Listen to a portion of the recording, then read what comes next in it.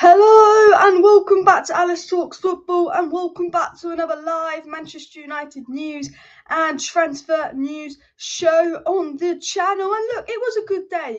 The day was fine. Newcastle dropping points, but I almost wanted Newcastle and Man City to be a draw. But then I almost was like, if I had to pick one to lose, it would probably be Newcastle, weirdly, because I just sat there and I thought, you know what? Newcastle, that's top four competition. And realistically, we're not in a title race as much as I'd like us to be in the title race of Arsenal City. Realistic, we're not. But we are in a top four race and we want top four competitors to drop points. So I saw Wolves had beaten Spurs and I saw that City had beaten Newcastle and I thought that's a good day for top four. That's a good day for top three even. And then I was like, oh, Arsenal are 2-0 down. I was sitting there and I was like, Arsenal are 2-0 down. And I was like, they're going to do exactly what they did versus Aston Villa. And of course they did exactly what they did versus Aston Villa. And I freaking won it. They was going so well. And then Arsenal go and win in the last minute. I was fuming. Do you know why I was fuming? Because they scored in the 97th minute when it was meant to run to the 96th minute. They had a minute and 10 seconds more time to score the goal. Absolutely annoyed me. But you know what? They deserve to win. At the end of the day, like when you watch the game, they did play well. They do deserve to win. I think they're better than Man City at the moment. And as much as I don't like Arsenal, they deserve to win the Premier League title. And unlike Man City, they're not cheats. People say, oh, they paid the ref. The ref goes bumming it over all the time. They're not cheats.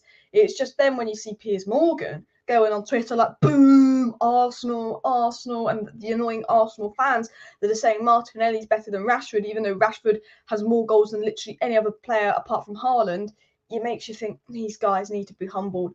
Arsenal need to be humbled. But anyway, moving on, we've got lots to talk about in today's live stream. We will talk about the Premier League games. We will talk about the Premier League fixtures. Christian Falk, who has been a very much hit and miss journalist, he said things and it's not been true. But when it comes to the Bundesliga, I trust Christian Falk. When it comes to foreign transfers, I don't trust Christian Falk.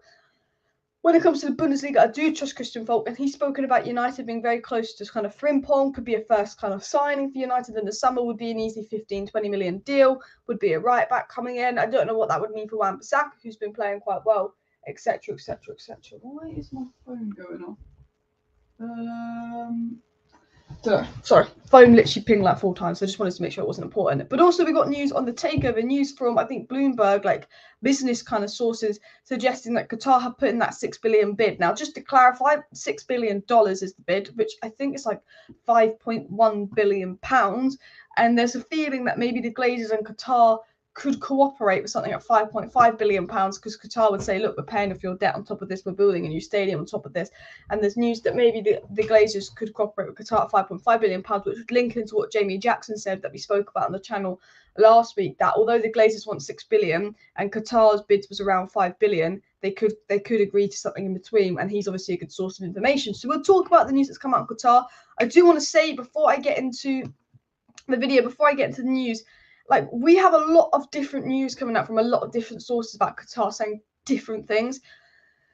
And that's something we need to bear in mind. You know, a lot of journalists say a lot of different things. Some journalists are saying, you know, the price was this from Qatar. Some journalists are saying that Qatar bid this much. Like, there's so many different sources saying that Qatar did this and Qatar did that, that it's hard to know what source to believe. Like, the sources that are saying it is a somewhat trusty source, but we just don't know if we're being clickbaited by the media or not on this Qatar stuff. Like, I would say Mike Keegan, if he says anything, I would believe that. I think Mike Keegan's the one to listen to. I think The Athletic are one to listen to. And I think Simon Stone are one to listen to. I think Jamie Jackson does some good stuff.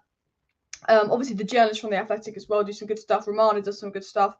You know, but it's so, like, I think there's so many people saying so many different things about the takeover, and the bid, you know, has changed and been different to about 7 different journalists, that you generally don't know what direction it's going to go really as well.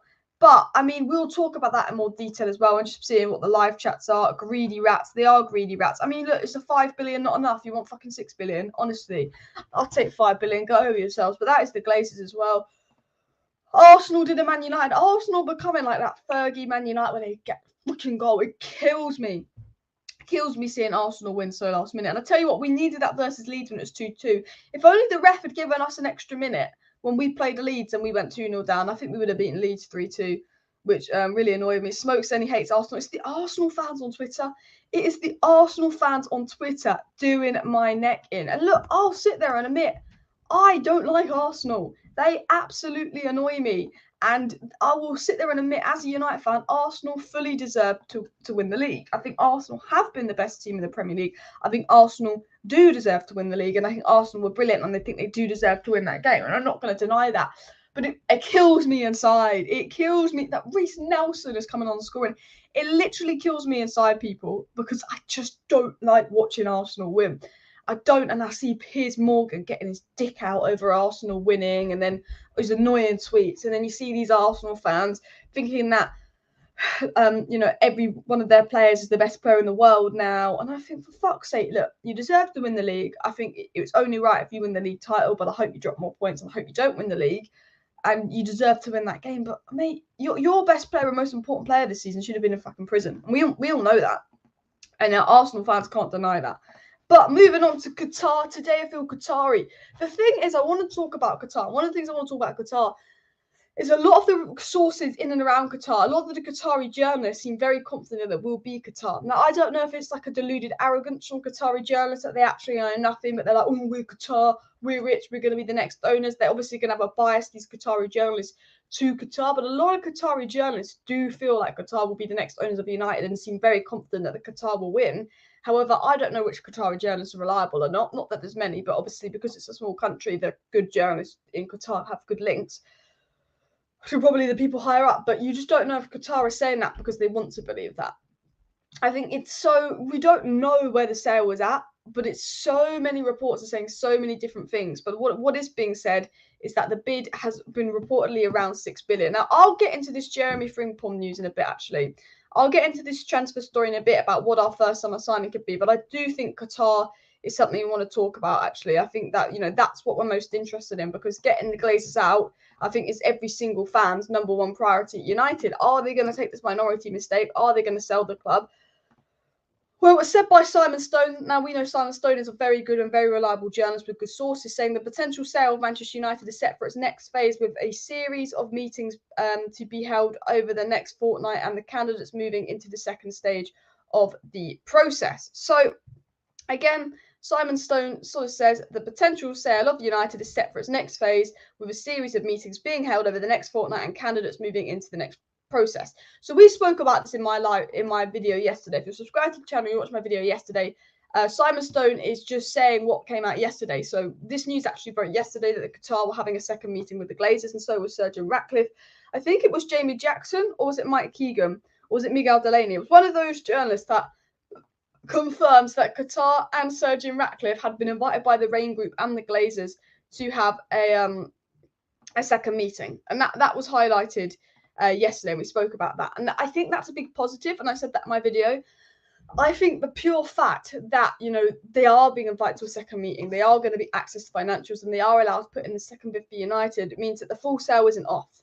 I do think still to this day the Glazers are in a position where they're likely going to have to sell United, whether they like it or not, because they've seen what it's done to the stock price, they've seen the impact that it has, and they've seen how angry the fans are. I do think that we're looking for a minority stake. The Elliott Group's given us an offer, because it's not actually been confirmed if the Elliott Group did give them an offer. Sources that obviously get briefed by United have spoken about the Elliott Group, but it's not been confirmed like Qatar and Jim Ratcliffe's bid has been. So sometimes I sit there and wonder, is this Elliott Group, is this we want a minority stake thing? And is this news over the last 2 weeks where they've kind of saying stuff like they're not sure if they're going to sell United and all of that? Was that all a big negotiation tactic? Was that all because the second round of bidding is coming this week, where Qatar are going to up their bid reportedly, and Jim Ratcliffe will up their bid? Are they coming out with this, we're not sure if we want to sell, we want a minority stake too, because the bids they've got were not high enough for them? They want higher bids. Is it a negotiation tactic? And I think that is definitely something to consider. And you just don't know, because he goes to the Man United game, Ten Hag's doing well, and they might have had an offer for a minority stake. And if Ten Hag's doing well, then you see why the Glazers would want to stay. But then you see the Glazers inviting, Qatar to a second meeting. And I think, well, all this news about them wanting to stay and all this news about minority stake comes out at the exact same time we've been told there's a second meeting with Qatar. So is this just game playing? Is this just, we want more money from Qatar. We know Qatar can give us more money. This is a big game from the Glazers to get Qatar to up their bid. Because, we don't know how much the Qatar bid was, because there was a report today saying the Qatar bid was 6 billion or something, but $6 billion, so like £5.1 million. And then we're hearing it's £4.5 billion. But what we're hearing is the Glazers want more from Qatar and the Glazers want more from Jim Ratcliffe. And what we know really about the Glazers is they're greedy. The great Glazers like money. And what we know about Qatar is they're determined to get United and they have a lot of money. So if you're the Glazers and you're greedy and you know that Qatar could pay much more than they're bidding for United and they're determined to get United, you're going to play games to muck about with Qatar.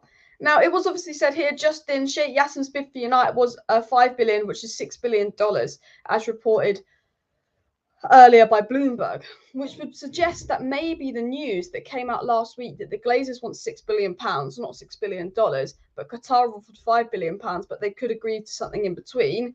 Maybe that's what could happen. Maybe next week the Glazers and Qatar are meeting and they up their bid by 500 million and they say, look, we're not giving you 6 billion because we've got to pay 2 billion to do Old Trafford. We've got to pay 500 million to clear your debts. And let's say Sheikh Yassin raises his bid another 500 million. They go bang in the middle of his bid and that bid. And the Glazers sell and the Glazers get a little bit more money. They can say they broke the world record and they can brag about their 5.5 billion. Maybe that's why there's a meeting to see if they can get Qatar to rise their bid. They are meeting with Qatar and they are meeting with Jim Ratcliffe. So although they're playing out that, the partial sales, what they want, they don't want to sell the full club. The fact that the meetings are all going, I still think could be a negotiation tactic. Now, I'm not saying that the Glazers are going to stay and I'm not saying that the Glazers are going to go. At the end of the day, I don't know what the Glazers are going to do. But I think it's a massive risk if the Glazers do decide to stay because we've seen how it impacts the stocks. We've seen how it impacts the value of the club. And we know that Qatar will probably give the Glazers the money they want if they pay hardball. At the end of the day, if they do really want 6 billion, sources in Qatar will say Qatar will give them the 6 billion pounds. They've offered $6 billion. They want 6 billion pounds because pounds worth basically more. And the belief is that from Qatari journalists that Qatar will pay what it takes to get United. And the belief is if Qatar give the Glazers enough, the Glazers will sell. And the feeling is because it would cost the Glazers a lot to stay at United if the stock price falls and they'd have to take the risk that Erik ten Hag will be successful long term. And for that to happen, they need to continue backing him. That actually the Glazers are likely to stay. They're just doing what Mike Ashley did. And it's all this big negotiation tactic to make sure they can rinse Qatar. Because Mike Ashley, Newcastle were in the exact same situation when they were selling to the Saudis. Mike Ashley played hardball. Mike Ashley started acting like he wasn't bothered about the sale. So he got what he wanted from the Saudis as well. Why the need for a third right back? And we'll talk about that in just a second as well. I do think that Wan-Bissaka will be sold. I think this links with stories about Wan-Bissaka being sold. Piers Morgan is bashing one out. And we are shit. Arteta out. Then best team in the world. Yeah, just talking about freaking Arsenal. I'm fuming. They won as well. But anyway, I'm really behind on the live chat. So let me just scroll down. So I apologize if I did miss some of your live chats. But Adam says, in my opinion, we should be the most expensive sports team of all time. We're the biggest sports club in the world, even bigger than Madrid and Barca. I don't think we're technically bigger than Madrid and Barca, but I think we might be. I think Man United, Barca, and Real Madrid are the three biggest sides. But I think what United have got now is the Premier League. The Premier League generates twice the amount of money as Real Madrid and Barcelona. So I think being in the Premier League probably makes United the most valuable football club, and football's the most popular sport in the world. So it would probably make us the most valuable sports club as well. The Glazers, this is what will happen. Qatar will bid £6 billion, and the Glazers will say they want £7 billion as well. £6 billion plus debt with Glazers 69% percentage of United, which means each sibling getting around 690 million without any debt. Exactly. And how can you say no to that? They're absolutely greasy as well. And I would keep Wan-Bissaka, buy Frimpong to rotate. I don't rate Delo like that. I mean, actually, let's do a poll. I'm going to quickly. I want to see who you guys prefer, Delo or Wan-Bissaka. It was very. Shut up, advert. I hate it when I have to watch ads on my own freaking videos.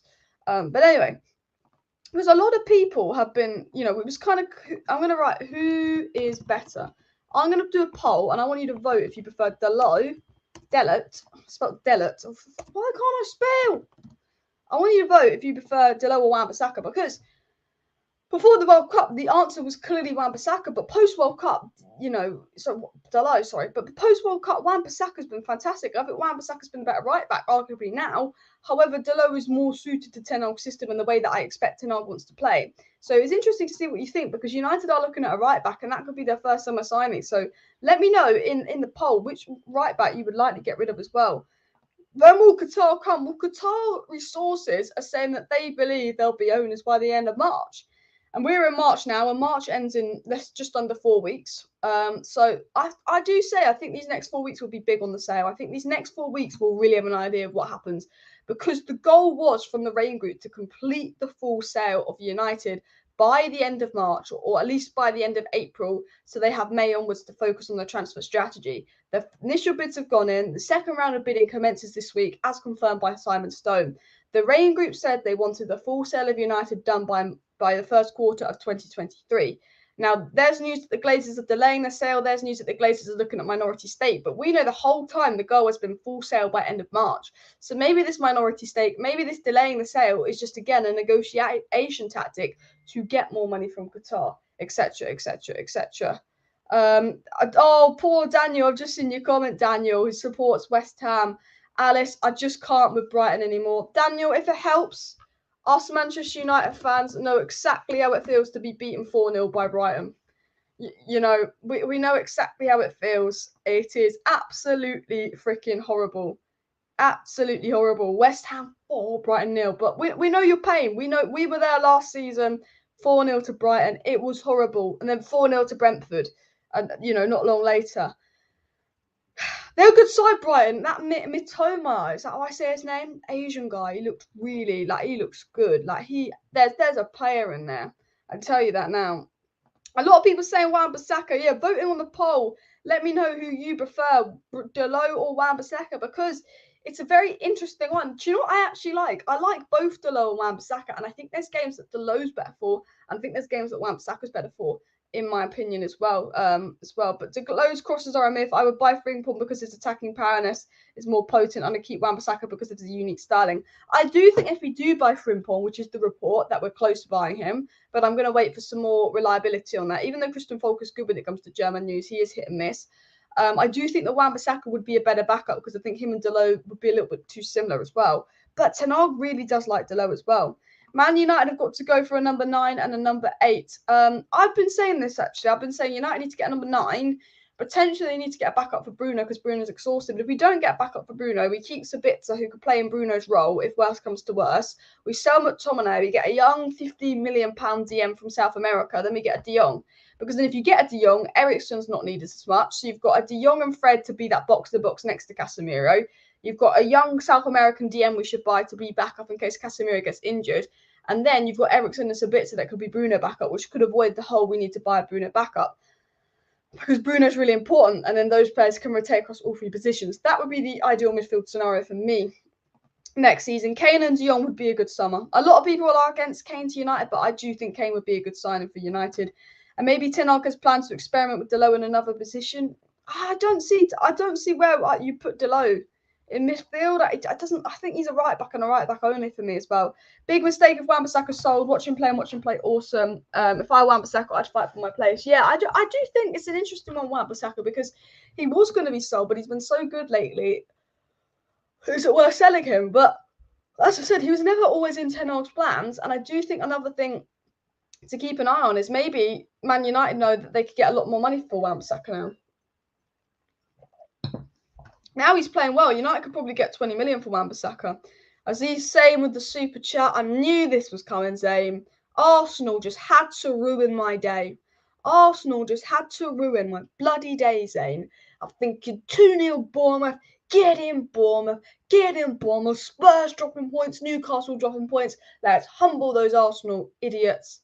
And they freaking score. And I'm thinking that Reece Nelson is shit. I'm generally thinking Reece Nelson is shit. Lol. Guess who freaking scores? Guess who is the brilliant substitute? Reece bloody Nelson. My day was going so well. And the 97th minute, and the referee could have blown the whistle. I thought you're joking me. Because I was fuming. They've done it. They did it against Villa, and they did it against Bournemouth. And I thought Arsenal were going to lose. I got so excited. I was like, Arsenal dropping points to Bournemouth. Sit down. City are going to beat you to the bloody one. And I hate it, because that is the sign of champions. If you go 2-0 behind and you win a game like that, and I have to say Arsenal did deserve the win. People will say, oh, they brought the ref, and the ref shouldn't give them an extra minute. Let's be honest. Arsenal deserved to win that game. I was so freaking annoyed. Honestly, ruining my day. But I'm still, at the end of the day, the most important thing is that Spurs and Newcastle drop points. And that, I think, generally, I said this on Twitter, I think if United beat Liverpool tomorrow, that is top 3 confirmed. I think that is Champions League football confirmed. And the reason I say that is because we played Arsenal and City twice, and Liverpool at Anfield is probably our hardest game after Man City and Arsenal at the moment. If you beat Liverpool at Anfield, all our games for the remainder of the season are pretty easy. You know, you've got Fulham, Brighton, which is difficult. Brentford is difficult. Newcastle, again, that's difficult. Chelsea is shit. And Spurs we normally beat. So I do think that is almost top 4 confirmed if we beat Liverpool. And because rivals are dropping points. But so freaking annoying as well. But you know what? It's an interesting thing. Because I don't like Arsenal. But someone said, you know, do you want City to equal your 3 Premier League in a row thing? Or would you want Arsenal to win the league? And I think if I had to pick between City and Arsenal winning the league, it would be neither, but I guess I would go with Arsenal because I guess like the Arsenal squad's more likeable. They don't cheat. They don't do break FFP rules. Like Saka's a likeable player. Like what Arteta's done, he's not spent the money Pep's had spent. So I guess I'd rather Arsenal win the title than City, but it's just certain Arsenal fans that make them so unlikable on Twitter. I feel like because Man City is such a tin pot club, like it barely has any fans, you don't notice them on social media. But Arsenal fans, you just notice them everywhere on social media as well. United need to sign Kudus and De Jong. I think Kudus would be a good signing for United as well. City is still on for a treble. That's the most worrying. I don't think they will win the treble. This is the one time that City aren't at their best and they end up winning the treble. But I don't think, with the way City look this season, I mean, they are City and they've got Haaland. They are still a fantastic team. They've been better the 3-4 years prior, so I don't think this is going to be the year. Unless City are just fully focused on the Champions League this year.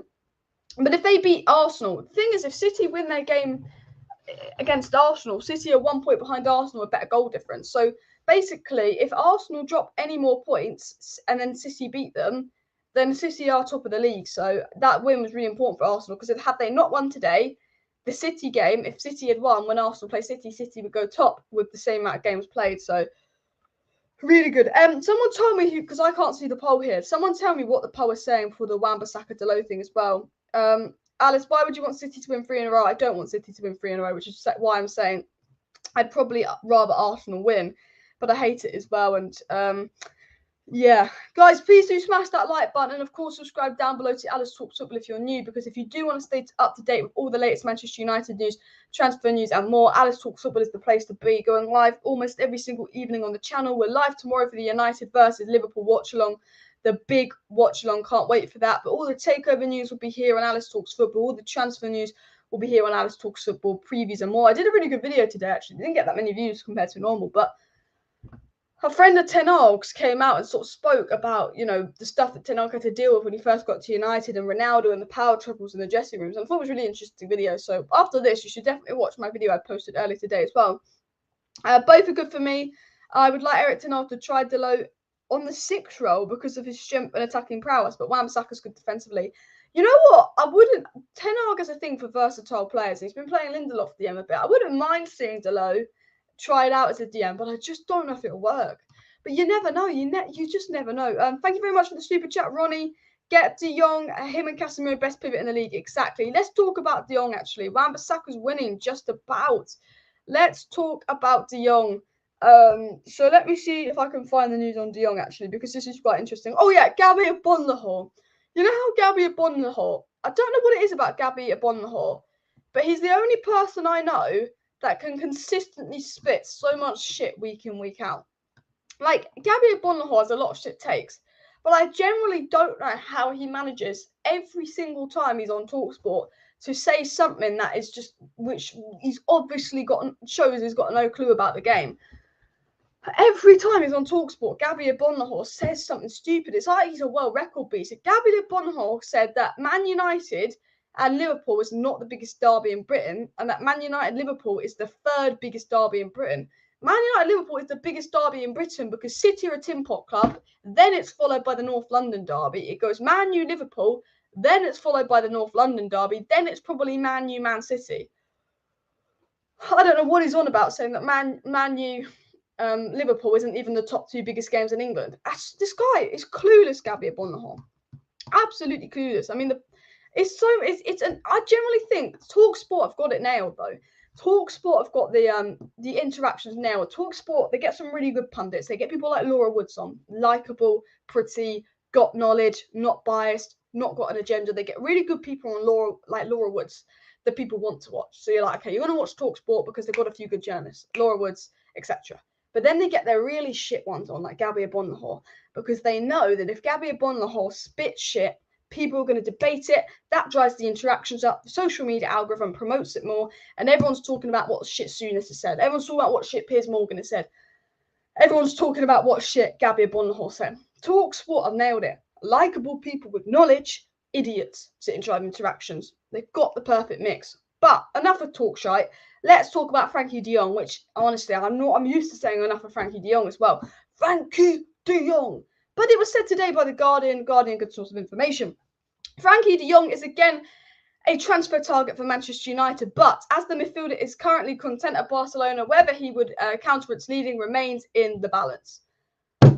Here's what was said by the Guardian. It was also said a couple of days ago, because of the feel-good factor at United, because it looks like United are going to get Champions League, because it's obvious that Ten Hag really likes him and has big plans for the player, and because the idea of playing next to Casemiro is appealing, Frenkie de Jong would be much more open to playing for United next season. And then the big thing came out yesterday. What big news came out yesterday, Alice? Well, came out yesterday that La Liga have put a rule in place that Barcelona cannot spend unless they sell. They need to raise 178 million in sales, and for every player they sell, they can spend 40% of that. So if they sell De Jong to United for 80 million, they can spend about 30 million of that to go and buy someone else. So, they'll probably get around 75 million for De Jong from Manchester United. I think that was the price it was going to be, around 70. I think they'll push for 80 million, but I think United will go 70 million. If Chelsea go in for him, they'll have to up it to 80 because Chelsea probably... You know what? Lucky for Barcelona, Chelsea will be stupid enough to give them 200 million for two of their players so they can just buy a load of players. But basically, what happened was last year, Barca were in this situation like they were this year. And a lot of you will say, well, look, Barca were told they had to sell last season. They didn't. They activated these levers. La Liga's pissed at that. La Liga have gone. Barca spent way too much money last summer. Barca weren't meant to spend all this money. And then they pulled this economic levers so they could get away with it. This year, we're not going to let Barca do that. They cannot pull any levers. They cannot sell their TV rights. This year, if Barca wants to send money, they have to spell. La Liga have said, Barca, there's no way, there's no levers, there's no tricks they can pull. They have to sell to spend. Now, they're not going to be selling Pedri. They like Pedri. And they're not going to be selling Gavi. They like Gavi. And Kessie's relatively new, and Kessie's not going to raise a lot of money. And this includes wage bill as well. Who is one of the most valuable players at Barcelona? De Jong. Who's on the highest wages at Barcelona? De Jong. Who is actually wanted by other clubs? De Jong. Manchester United want De Jong. Chelsea want De Jong. You're not in the Champions League. We know how De Jong feels about the Champions League. You're not proficient in the Champions League, Chelsea. They did get a win today, finally.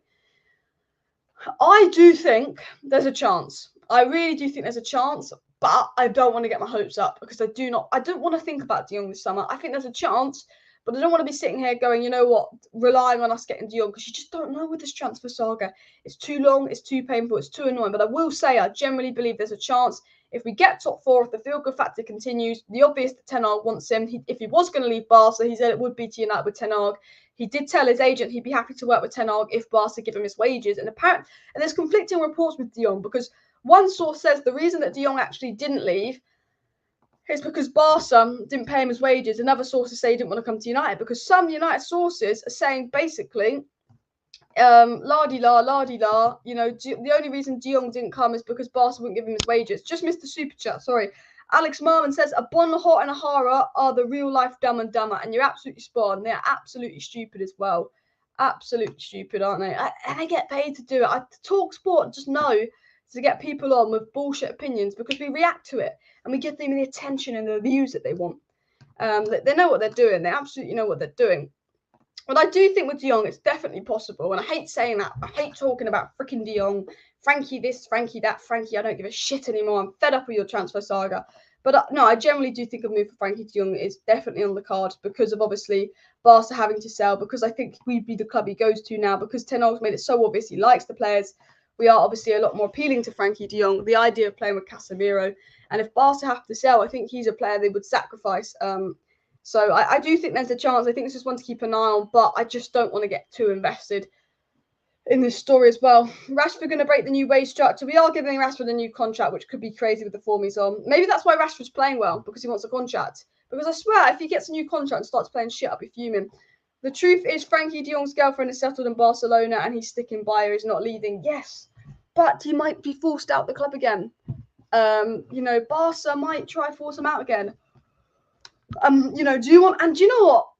I get he's sticking by his girlfriend, and I get he loves Barcelona, but sometimes, the boy that gets walked all over by a girl, the guy that has a girlfriend that cheats on him, and then he takes her back, and she's like, it was a one-off, it's a mistake, and then she does something again, and he takes her back. I feel like that is De Jong's relationship with Barcelona, because Barcelona, and remember this is outrageous, the way Barcelona treated Frenkie de Jong, whether he loves Barcelona or not, was absolutely outrageous. They went public and said that they want to sell De Jong. They told all their media outlets they wanted to sell De Jong. They told Xavi to say things like, we don't know if we can keep De Jong or not. Like, they made it public that, De Jong's future wasn't certain, and fans actually were telling De Jong to leave because fans were worried that Barcelona were going to get financial trouble if he stayed. Barcelona made it very public they didn't want him, tried to kick him out publicly, which is just humiliating and not fair for Frenkie de Jong. But not only that, Barcelona agreed to sell him to United. Normally, you agree personal terms with a player, and then you go and you agree a bid. So United agreed personal terms with Gakpo, and then we were negotiating with PSV for Gakpo, and United thought we don't have that money, and he went to Liverpool. But United went, bear in mind, having known that United and De Jong had no personal terms agreed, Barcelona wanted to hurry up the De Jong sale because Barcelona wanted De Jong gone by pre-season. So bear in mind, De Jong is just sitting at home, chilling, not had agreed anything with United, hadn't agreed anything with United, and he sees breaking news that Man United representatives are in Barcelona and that all of a sudden, Man United and Barcelona have agreed, I think it was a £76 million price for De Jong. Imagine hearing your club that hasn't consented you, that hasn't said anything to you. Bear in mind, with De Jong, he told Barca he wanted to stay, and Barca put out publicly, without coming to him, that he was for sale, not speaking to him if he wanted to leave or not, and then agreed a £76 million price with United behind his back. For him to stay at Barca this season, I thought was muggy. But if Barca do that again to him, and he decides, I'm not leaving, my girlfriend's happy with Barcelona, I'm not leaving, sometimes I sit there and go, De Jong, grow a backbone, grow a spine. This would be the second time that Barcelona have made up lies about you to the media, chat shit about you to the media, and gone behind your back. What they did to you was betrayal. So if they try to force you out again next season, De Jong, say enough is enough. You've not given me my wages. You've done this to me. You're treating me like shit because I want to be here. Because I tell you this now, we're going to link this to relationships. If you're a boy and you have a girlfriend and she cheats on you and you take her back and she cheats on you again and you take her back, she knows that she can walk all over you. And Barcelona's like that with De Jong, and they know that De Jong loves the club, and they know that they can walk all over De Jong and treat him like shit because he wants to be there with his life. He wants to be there with his life. And if they start treating him like shit, De Jong should leave. That's what I think. Thank you for the super chat, Alex Marmon. He says, Man United fans that say that the Qataris will be worse than the Glazers must have been dropped on their heads as babies. How can you say that? Exactly, I agree. Look, I understand why people do not want Qatari ownership, because one, have they been the greats with PSG? No, they spent money, but I think some of the decisions have been rash with PSG. I think the Mbappe contract was ludicrous. I get why some people don't want Qatar, and the human rights in Qatar has been questionable. The way that they make their money has been questionable. However, it's very hypocritical to say that just applies to Qatar. It applies to a lot of billionaires, that the way they make their money, is not always, the best. I understand why people don't want Qatar, but even though I want Qatar, because I think that Qatar would be best for United and best to bring United back to the best. I get why people want Qatar, but I think the people that have a massive agenda against Qatar, I think, is pure racism. Like, I understand being skeptical about it. I understand preferring Jim Ratcliffe to Qatar, even though I personally think that Jim Ratcliffe borrowing money to buy the club is a massive red flag, and I think Qatar would be 10 times better than Jim Ratcliffe. I understand why certain fans feel passionate about Ratcliffe being a Manchester man. Even though, for me, if he's borrowing money to buy the club, it's a red flag. I understand that. I understand why people aren't the biggest fan of the Qatar takeover. I do. I want Qatar because I think they'll be the best owners of United, but I understand that.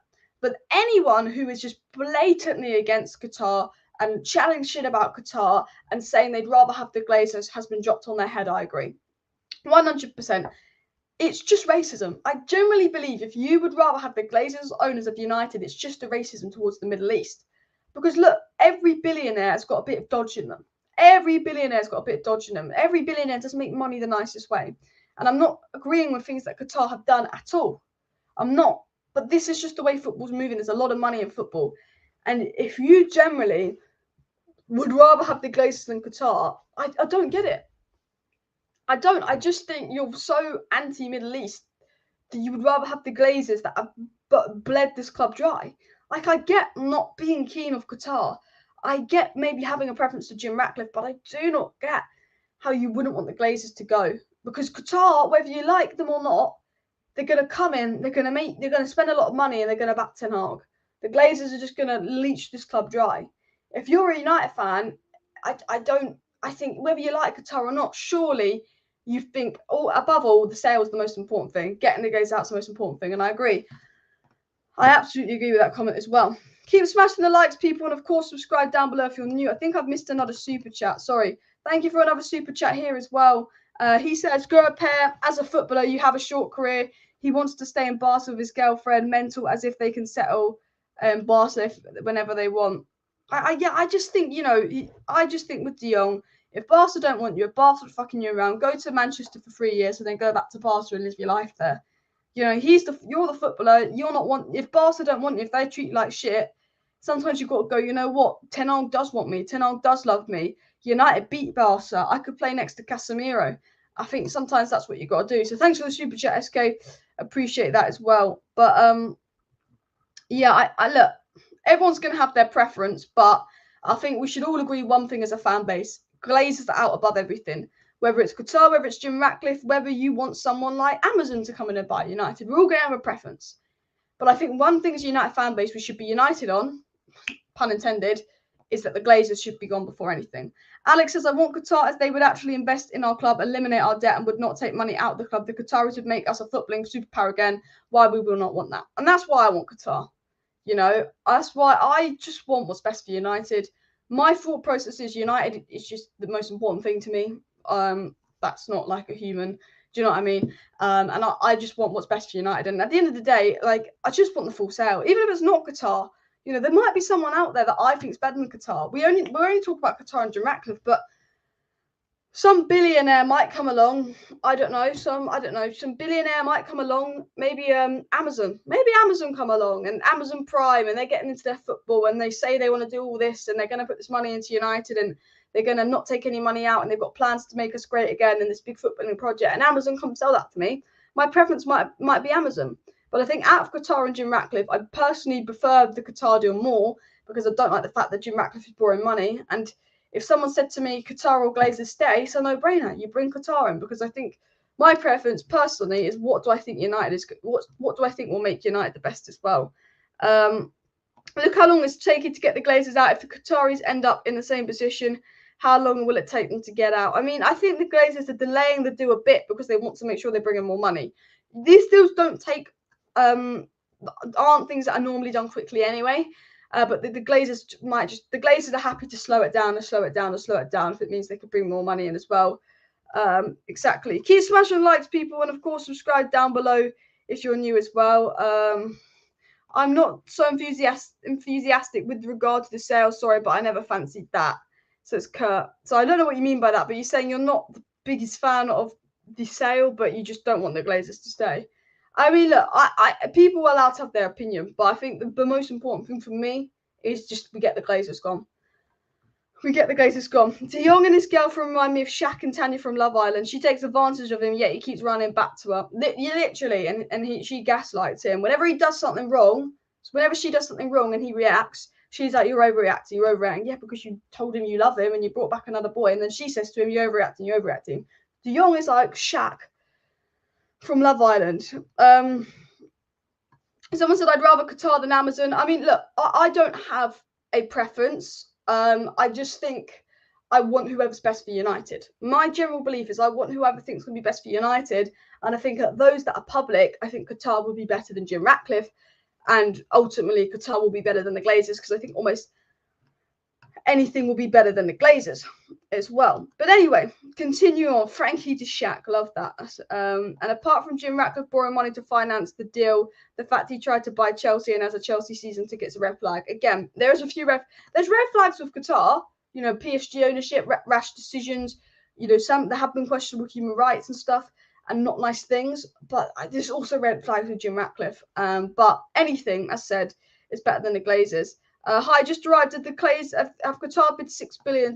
Well, Qatar have bid $6 billion, but the Glazers want £6 billion. So $6 billion is like £5 billion.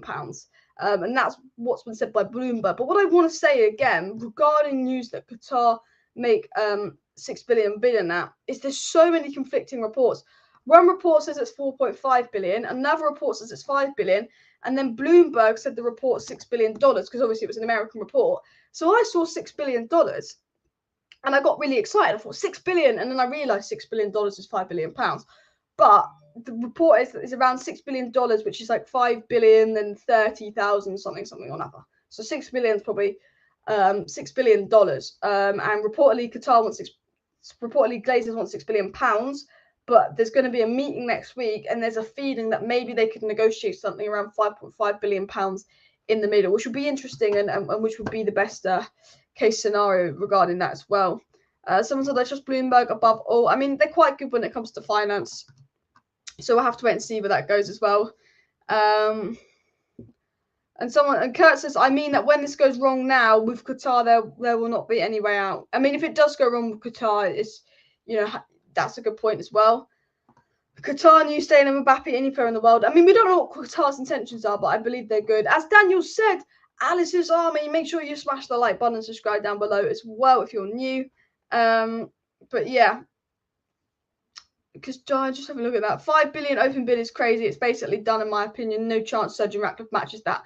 So yeah, if the first bid was 5 billion and they've been invited to a second round of bidding now, likely they're going to up that second bid. And I think the Glazers, if they up that bid from 5 billion to 5.5 billion, which would be nearly $7 billion, and the Glazers say no, I think the Glazers will be pretty stupid. And I think the Glazers know that because Qatar have a lot of money, if they play hardball, if they start delaying the sale, if they start leaking out that they'd rather not sell the full club, maybe they know this second bid from Qatar could be the 6 billion they want. I think the Glazers could be just doing loads of negotiation tactics about the Elliott Group, about potentially staying at United, because I think the Glazers might sit there and think, you know what, if we make it sound like we're going to stay and Qatar have got to put a second bid in, which will be higher than the first bid, you know, things could happen here. Things could happen here. We could get what we want. And I do think that is, sadly, I think that's the game the Glazers are playing. I think the Glazers, unfortunately, are big game players as well. If it goes wrong with Sir Jim, it's that same thing. Yeah, again as well. And I'm just going to read this in my head first, make sure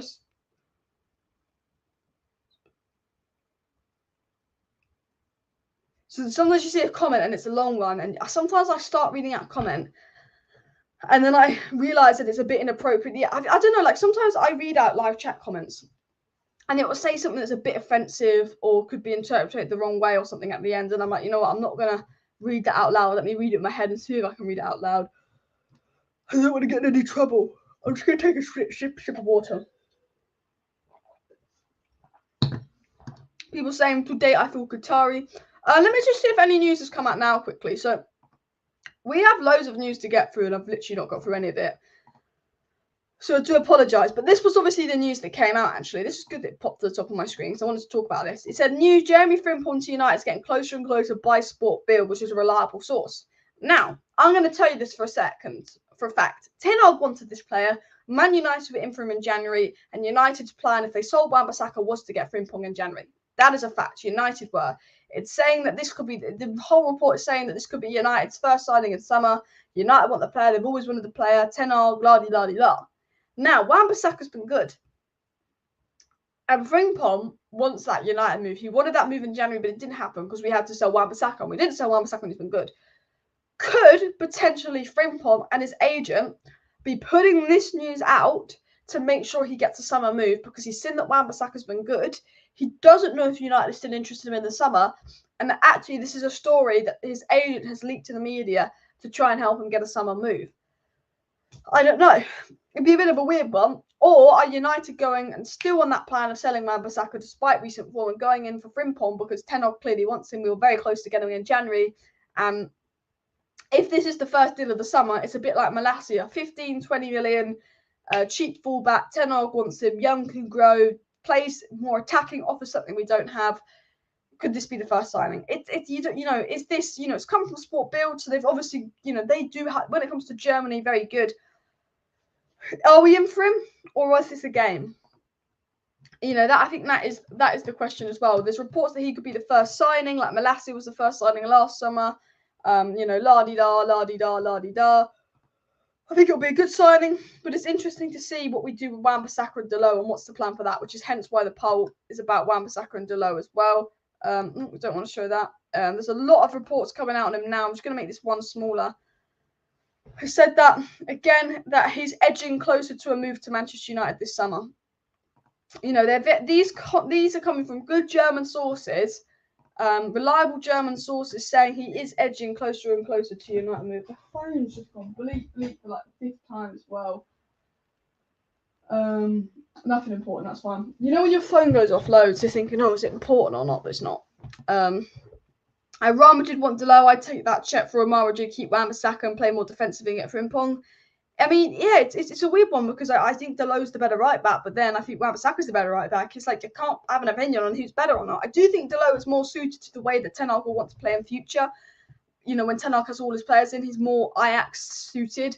But it'll be interesting to see what happens because Wan-Bissaka's been good and this is a right back, but decent sources. And I'm not saying tier 1 because Bild have got things wrong, but when it comes to German news, when it comes to Italian to English news, crap. When it comes to Spanish to English news, crap. When it comes to German news and around a German club, generally a good source of information. So it's interesting to see how that goes. We're 57 likes away from 300 likes. We've got 750 people watching. I'm sure you guys can keep smashing that like button, and I'm sure that we can hit 300 likes. So please do smash that like button as well. We had Jurgen Klopp come out, and I was meant to mention this earlier in the video, and say that basically he said this, and it makes no sense. He said on Man United, he said, this Manchester United team is obviously not built for the next 20 years because of the players they have signed. It's a team for now, but for now they are good. That's like literally said it in the saltiest way. I wanted to like hit Klopp in the head and say, Klopp, you don't build teams for 20 years because unless you're a very good footballer, you don't have a career that spans 20 years.